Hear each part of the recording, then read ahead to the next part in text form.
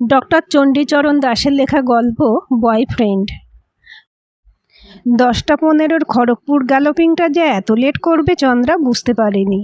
তাহলে একটু আগে বেরিয়ে 9টা 50-এর পাঁশকুড়া লোকালটাই ধরত।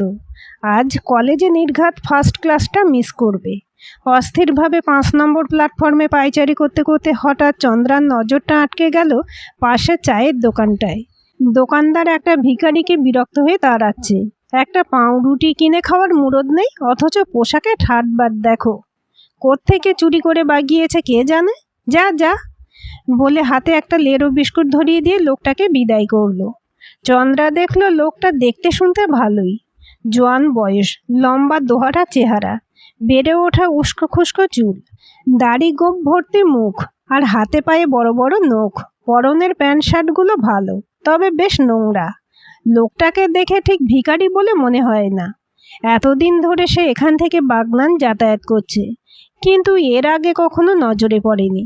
লোকটা বিস্কুটটা নিয়ে খেতে খেতে প্রত্যুত্তর না দিয়ে চলে গেল পাশের জলের কলটার দিকে। হঠাৎ শোনা গেল হুইসেল। ট্রেনটা ঢুকতেই সবাই হুড়মুড়িয়ে পড়লো ওঠার জন্য। চন্দ্রাও উঠে চলে গেল কলেজে। দিন 2 পরে কলেজে যাওয়ার সময় আবার চন্দ্রা দেখতে পেল লোকটাকে একটা খাবারের দোকানের সামনে দাঁড়িয়ে। দোকানদার দূর দূর করে উঠতে সরে গেল। শুনতে পেল আশপাশের লোকের মন্তব্য, জোয়ান মানুষ, খেটে খাওয়ার ইচ্ছে নেই, ভিক্ষে করে বেড়াচ্ছে। কেউ বা বলছে, আরে দাদা, ভিক্ষে করেই যদি মোটা ইনকাম হয়, গতর খাটাবার দরকারটা কি। গাড়ির দেরি দেখে সামনের বেঞ্চটায় চন্দ্রা একটু বসেছে। কি হঠাৎ কাউকে পাশ থেকে মুখের সামনে হাত বাড়িয়ে ধরতে দেখে চন্দ্রা চমকে উঠল। মুখ তুলে দেখে সেই লোকটা করুণ চোখে তার দিকে তাকিয়ে আছে। মুখটা খিদেই একেবারে শুকিয়ে গেছে। মনটা কেমন যেন করে উঠল চন্দ্রার। পার্স খুলে একটা 10 টাকার নোট বের করে হাতে দিতেই লোকটার মুখে ফুটে উঠল তৃপ্তির হাসি। তাড়াতাড়ি করে গিয়ে দাঁড়ালো একটা ঘুগনি পাউরুটির দোকানে। টাকাটা দিয়ে খাবার নিয়ে গোগ্রাসে গিলতে লাগলো। দেখে বুকটা জুড়িয়ে গেল চন্দ্রার। সেই থেকে লোকটা স্টেশনে চন্দ্রাকে দেখতে পেলেই সামনে এসে দাঁড়ায়, আর সেও 10টা টাকা তার হাতে দেয়। সপ্তাহ 2 পরে একদিন স্টেশনে ঢোকার মুখে একটা মিষ্টির দোকানের সামনে চেঁচামেচি আর লোকের জটলা দেখে চন্দ্রা কৌতূহলবশত সামনে গিয়ে দেখে সেই লোকটা। দোকানদার তার কান ধরে হিড় করে টেনে এনে দোকান থেকে বের করে ঠেলে ফেলে দিয়ে চেঁচিয়ে বলছে, বেটা ভিখারি, নোংরা হাতে জলের জগ নেওয়া, বাপের জমিদারি পেয়েছিস, মেরে হাত গুঁড়িয়ে দেব। লোকটা গায়ে ধুলো ঝাড়তে ঝাড়তে কাঁচুমাচু মুখে উঠে দাঁড়িয়ে তেষ্টা তেষ্টা বলে বিড়বিড় করে কি যে বলছে কিছুই বোঝা যাচ্ছে না। মুহূর্তে চন্দ্রার কি হলো কে জানে, চেঁচিয়ে উঠল, না বলে সামান্য একটু তেষ্টার জল খেয়েছে বলে এরকম করে মারছেন লোকটাকে? আপনাদের প্রাণে কি একটুও দয়া মায়া নেই? একদম মারবেন না বলে এগিয়ে যেতে ভেসে এলো তির্যক মন্তব্য, এতই যদি দরদ তো নিয়ে যান না নিজের ঘরে, খাওয়ান না চব্বচস্য জামাই আদর করে। পাশ থেকে একজন ব্যঙ্গ করে বলে উঠল, খুব পীড়িত দেখছি, বয়ফ্রেন্ড নাকি? অমনি সবাই হো হো করে হেসে উঠল। হ্যাঁ, বয়ফ্রেন্ড। আর কিছু বলার আছে? চন্দ্রা রেগে উঠল। সবাই মেয়েটার কথা শুনে তো হতবাক। মুখে টু শব্দটি নেই। চন্দ্রা লোকটাকে নিয়ে বেরিয়ে এলো। তার চোখ মুখ দেখে বুঝতে পারলো আজ পেটে কিছু পড়েনি। কাছেই একটা ফুটপাতের হোটেলে নিয়ে গিয়ে বসিয়ে মাছ ভাত দিতে বলে টাকা দিয়ে চলে গেল। যাওয়ার সময় লোকটাকে বলে গেল, পেট ভরে ভাত খেয়ে নাও, আমি যাই। লোকটা হাত জোর করে কৃতজ্ঞতার দৃষ্টিতে তাকিয়ে রইল চন্দ্রার দিকে। কথাটা কি করে কে জানে পৌঁছে গেল চন্দ্রার বন্ধু পল্লবীর কানে। সেও এখান দিয়েই দুপুরের দিকে উলুবেড়িয়া যায় জজ টেলিগ্রাফের ক্লাসে। পরদিন তার সঙ্গে আগেই স্টেশনে এসে হাজির। বলল, তোর বয়ফ্রেন্ডকে দেখা। বয়ফ্রেন্ড? চন্দ্রা আশ্চর্য হয়। হ্যাঁ, ওই কাল যাকে মারের হাত থেকে বাঁচিয়ে হোটেলে নিয়ে গিয়ে মাছ ভাত খাওয়ালি। ও তাই বল, সেই ভিখারিটা? আয় আমার সঙ্গে। চন্দ্রায় এদিক ওদিক দেখতে দেখতে পল্লবীকে নিয়ে গেল 5 নম্বর প্ল্যাটফর্মে। সেখানেও দেখতে না পেয়ে খুঁজতে লাগলো সামনে পিছনে। হঠাৎ দূর থেকে নজরে পড়ল টয়লেটের ধারে বসে লোকটা কিছু খাচ্ছে। এগিয়ে গিয়ে চন্দ্রা দেখে লোকটা বাসি রুটি চিবোচ্ছে। তাকে দেখতে পেয়ে মৃদু হেসে উঠে দাঁড়ালো। বাঁ হাতে রুটিটা ধরে ডান হাতটা বাড়িয়ে দিল। চন্দ্রা 10টা টাকা বের করে হাতে দিয়ে বলল, কখনো কারোর জিনিসে না বলে হাত দিও না, বুঝলে? না হলে ওরা তোমাকে মেরে ফেলবে। লোকটা বাধ্য ছেলের মতো ঘাড় নাড়ল। পল্লবী বলে উঠল, বাহ, লোকটা দেখতে তো বেশ সুন্দর। পরিষ্কার জামা প্যান্ট পরিয়ে দিলে কে বলবে এ ভিখারি? হ্যাঁ, হবে হয়তো কোনো ভালো ঘরের ছেলে। কপালের ফেরে এই অবস্থা। সত্যি বড় কষ্ট হয় দেখে। একটা দীর্ঘশ্বাস বেরিয়ে এলো চন্দ্রার। পল্লবী বন্ধুকে ঠোঁট বাঁকিয়ে বলে উঠল, বাবা, ভিখারিটার জন্য তোর যে দরদ একেবারে উঠলে উঠছে রে। লোকগুলো ঠিকই বলেছে, তোর বয়ফ্রেন্ড। বলে জোরে হেসে উঠল। চন্দ্রা ধমক লাগিয়ে বলল, চুপ কর দেখি, বেশি বাজে বকিস না। পল্লবী তার কথায় কান না দিয়ে লোকটাকে হেসে হেসে জিজ্ঞেস করল, কি গো, তুমি ওর বয়ফ্রেন্ড নাকি? লোকটা কিছু বলে না, খালি তার মুখের দিকে তাকিয়ে ঘাড় নাড়ে। তোমার ড্রেসখানা কিন্তু জব্বর, একেবারে যেন রাজপুত্তুর। চন্দ্রার সঙ্গে দারুণ মানাবে। লোকটা কিছু বলে না, ফ্যাল ফ্যাল করে দুজনের দিকে তাকিয়ে কেবল হাসে। তা তোমার গার্লফ্রেন্ডকে কিছু উপহারটা দাও, নইলে কি করে হবে? চন্দ্রার আর সহ্য হলো না, তেড়ে গেল বন্ধুর দিকে।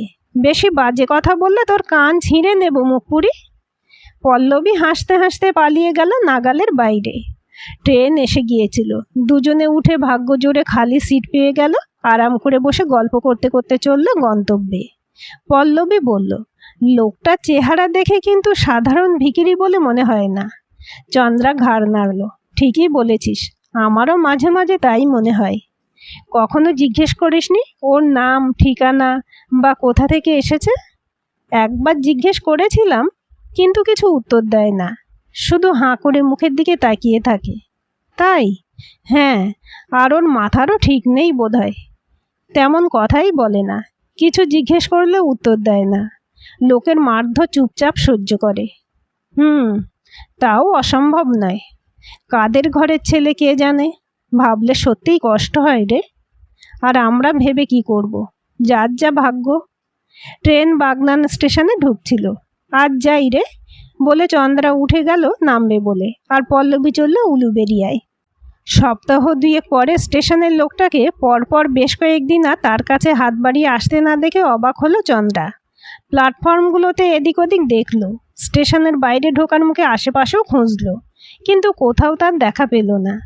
মনে মনে ভাবতে লাগলো, জলজান্ত লোকটা হঠাৎ কোথায় উবে গেল? খারাপ কিছু হলো না তো? কোনো অ্যাক্সিডেন্ট বা অসুখ বিসুখ করে কিছু হয়ে যায়নি তো? একবার ভাবে, ধুর, সামান্য একটা ভিখারির জন্য বেকার ভেবে লাভ কি? যেখানে খুশি যাক গে, যা খুশি হোক। কিন্তু পরক্ষণেই মনের ভিতরটা খসখস করে ওঠে। এই মাসখানিকে লোকটার উপরে কেমন যেন একটা মায়া পড়ে গিয়েছিল। ওর অমন সুন্দর চেহারা, শিশুদের মতো সরল চোখে চাওনি। সত্যি মনটা ছুঁয়ে যায়। অবস্থা দেখে বেশ কষ্ট হয়। যাক, সে আর ভেবে কি করবে। এরপর বছর 3 কেটে গেছে। বিএ পাশ করে চন্দ্রা ভর্তি হয়েছে রবীন্দ্রভারতীতে বাংলা নিয়ে। ক্লাসে অনেক বন্ধু হয়েছে তার, বেশিরভাগই কলকাতার। তবে সকলের মধ্যে দেবযানীকে তার বেশি ভালো লাগে। যেমন মিষ্টি তার কথাবার্তা, তেমনি সুন্দর ব্যবহার। ধনী ঘরের মেয়ে হয়েও কোনো অহংকার নেই। তার মতো গ্রামের মেয়েদের প্রতি তুচ্ছ তাচ্ছিল্য নেই। মাঝে মাঝে ঠাট্টা করে তাকে বলে, আমার কিন্তু গ্রাম খুব ভালো লাগে। দেখবি একদিন হুট করে হাজির হয়ে যাব তোদের বাড়িতে, রয়ে যাব কয়েক মাস। তাড়ালেও আর নড়ব না। চন্দ্রা হেসে বলে, তাড়াবো কেন রে? চল না আমাদের ওখানে, খুব মজা হবে। দুজনের ভাবের আর একটা কারণ হলো দুজনেই জীবনানন্দের ভক্ত। প্রিয় কবির কোনো বই পড়তে আর বাকি নেই। দুজনেরই ইচ্ছে ভবিষ্যতে জীবনানন্দের উপর পিএইচডি করার। দেবযানীদের বাড়ি উল্টোডাঙায়। বাবার মানিকতলায় বিরাট লোহা লক্করের ব্যবসা। এক দাদা বিদ্যাসাগর কলেজে বাংলার প্রফেসর, লেখালেখিও করে। চন্দ্রা আশ্চর্য হয়, বাবা লোহা লক্করের ব্যবসায়ী আর ছেলে সাহিত্যিক। দেবযানী একটা দীর্ঘশ্বাস ফেলে বলে, সে অনেক কথা রে, পরে কখনো বলবো। দেবযানী কতবার চন্দ্রাকে ডেকেছে তাদের বাড়িতে, কিন্তু ট্রেন ধরা তাড়া থাকে বলে যাওয়া হয়ে ওঠেনি। একদিন দেবযানী চন্দ্রাকে বলল, নন্দনের জীবনানন্দ সভাঘরে দাদার একটা বই প্রকাশের অনুষ্ঠান আছে আজ, যাবি? বাংলা সাহিত্যের ছাত্রী হওয়ার সুবাদে এরকম অনুষ্ঠানের প্রতি চন্দ্রার খুবই আগ্রহ, কিন্তু সুদূর গ্রাম থেকে নন্দনে আসার সুযোগ চট করে হয় না। তাই দেবযানীর কথা শুনে লাফিয়ে উঠল, কিন্তু পরক্ষণেই মুখে দেখা দিল চিন্তার রেখা। বলল, অনুষ্ঠান শেষ হতে তো রাত হয়ে যাবে, বাড়ি ফিরবো কি করে? বাড়ি ফিরতে হবে না, আজ আমার সঙ্গে আমাদের বাড়িতে থাকবি, মাকে ফোন করে বলে দে। কিন্তু চন্দ্রা ইতস্তত করতে লাগলো। কোনো কিন্তু নয়, তুই আজ আমার সঙ্গে যাবি, ব্যাস। বিকেলে ক্লাস শেষ হতেই চন্দ্রাকে নিয়ে দেবযানী সোজা চলল নন্দনে। পৌঁছে দেখলো প্রায় ভরে গেছে। মঞ্চের অতিথিরা দু একজন করে আসতে শুরু করেছেন। ফ্লেক্সে বড় করে সবার উপরে লেখা লেখক ও তার উপন্যাসের নাম, দেবদত্ত চৌধুরীর সন্ধিক্ষণ। একটি নামী প্রকাশনা সংস্থা থেকে প্রকাশিত হচ্ছে। সঙ্গে ওই প্রকাশন থেকেই আরও দুটি কবিতা, একটি গল্প ও একটি প্রবন্ধের বই। কিছুক্ষণের মধ্যেই সভাঘর কানায় কানায় পরিপূর্ণ হয়ে গেল। মঞ্চেও বিশিষ্ট অতিথিরাও এসে গিয়েছেন। প্রদীপ জ্বালিয়ে আর উদ্বোধনী সঙ্গীত দিয়ে শুরু হয়ে গেল অনুষ্ঠান। প্রথমেই উন্মোচিত হলো সন্ধিক্ষণ উপন্যাস। লেখককে মঞ্চে আহ্বান করা হলো। দূর থেকে সাদা পায়জামা পাঞ্জাবি পরা সুপুরুষ লোকটিকে মঞ্চে দেখে চন্দ্রার কেমন যেন চেনা চেনা মনে হলো, কিন্তু ঠিক কোথায় দেখেছে মনে করতে পারল না। শুনতে লাগলো মাইক্রোফোনে তার কথা। সবাইকে ধন্যবাদ জানিয়ে লেখক বলতে লাগলেন তার উপন্যাসের বিষয়বস্তু। সন্ধিক্ষণ একজন আপন ভোলা মানুষের কথা, জীবনের এক সন্ধিক্ষণে দাঁড়িয়ে অন্ধকার থেকে আলোয় ফেরার কথা। সোনার চামচ মুখে দিয়ে জন্মেও যার ধনদৌলত বিলাস ভরা জীবন মোটেই ভালো লাগতো না। বৈভব ঐশ্বর্যের মাঝে দম বন্ধ হয়ে আসতো। ছুটে চলে যেত রাজপ্রাসাদ ছেড়ে দূরে উন্মুক্ত প্রকৃতির কোলে। অন্যদের মতো বিদেশে গিয়ে আধুনিক বিজ্ঞান প্রযুক্তি শিক্ষার পরিবর্তে সে ডুবে যেত রবীন্দ্র শরৎ জীবনানন্দের সৃষ্টির মাঝে। কিন্তু এরকম খাপছাড়া স্রোতের উল্টো পথে চলা মানুষকে কোনোদিন কি সমাজ ভালো চোখে দেখেছে? তার ক্ষেত্রেও তাই হলো। ঘরে বাইরে চাপ বাড়তে লাগলো সাহিত্য চর্চা ছেড়ে, শিক্ষকতা ছেড়ে বিষয় আশায় দেখতে, পারিবারিক ব্যবসায় মন দিতে। রাজি না হতে শুরু হলো বাবার বকুনি। সেই প্রচণ্ড চাপ আর ঐশ্বর্যের কামড় তার মনকেই বিপর্যস্ত করে তুলল। হারিয়ে ফেলল মানসিক ভারসাম্য। সব কিছু ছেড়ে একদিন সে বেরিয়ে পড়ল পথে। দিগ্ভ্রান্তের মতো ঘুরতে ঘুরতে আশ্রয় হলো এক রেল স্টেশনে। হারিয়ে গেল তার পূর্ব স্মৃতি। সম্পূর্ণ আত্মবিস্মৃত হয়ে ভিখারির মতো জীবন কাটাতে লাগলো। আগের জীবনের কথা ভুলে গিয়ে প্রত্যক্ষ করল রূঢ় বাস্তবকে। দেখল সমাজের নিষ্ঠুর রূপ। সামান্য দুমুঠো ভাত আর একটু আশ্রয়ের সন্ধানে ঠক্কর খেতে খেতে হঠাৎ সে দেখল কাঁটার মাঝে কোমল গোলাপ। সমাজের ভয়াল নখদন্ত বিস্ফারিত চেহারার মাঝে ভালোবাসা ভরা এক দরদি মুখ। পথের ভিখারিকে বাঁচাতে গিয়ে সেই মহিলার কপালে জুটল ভিখারিটি তার বয়ফ্রেন্ড বলে ব্যঙ্গের কালিমা। সে কালিমা মাথায় নিয়েও সেই কোমল হৃদয়া এই দুঃখীর মাথায় তার ভালোবাসার পরশ বুলিয়ে দিতে কার্পণ্য করেনি। ভাগ্য জোরে কিছুদিনের মধ্যেই বাড়ির লোক তার সন্ধান পেয়ে ঘরে ফিরিয়ে নিয়ে যায়, চিকিৎসা করিয়ে সুস্থ করে তোলে। কিন্তু সেই স্নেহশীলার জন্যই লোকটি বিনাশের অন্ধকারে তলিয়ে যায়নি, টিকে ছিল হাজার দুঃখ কষ্ট সয়ে। সেই আলো আঁধারি সন্ধিক্ষণ পার হয়ে পরিণামে ফিরতে পেরেছিল আলোর দুনিয়ায়। সত্যিকারের কি হয়েছিল লোকটির জীবনে? আর তারপরেই বা কি হলো? লোকটি কি ফিরে পেয়েছিল তার আলোর দিশারিকে?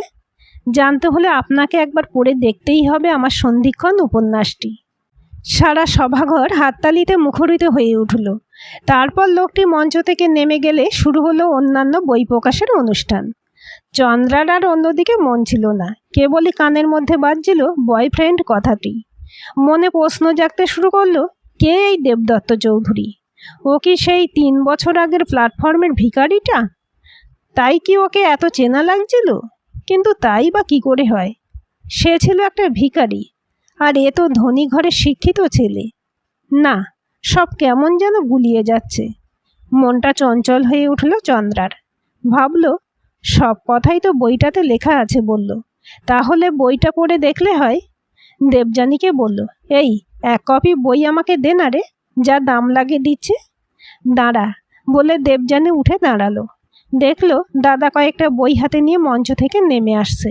হাত তুলে আস্তে করে ডাকলো, দাদা এই দিকে একটু আয় তো। দেবদত্ত এগিয়ে এসে জিজ্ঞেস করলো, কি বলছিস? 1 কপি বই দে না রে, আমার বন্ধু চাইছে বলে চন্দ্রার দিকে ইশারা করলো। বোনের বন্ধুর মুখের দিকে তাকিয়ে দেবদত্ত তো হতবাক, চোখের পলক পড়ে না, অস্পষ্টে বলে উঠল, চন্দ্রা।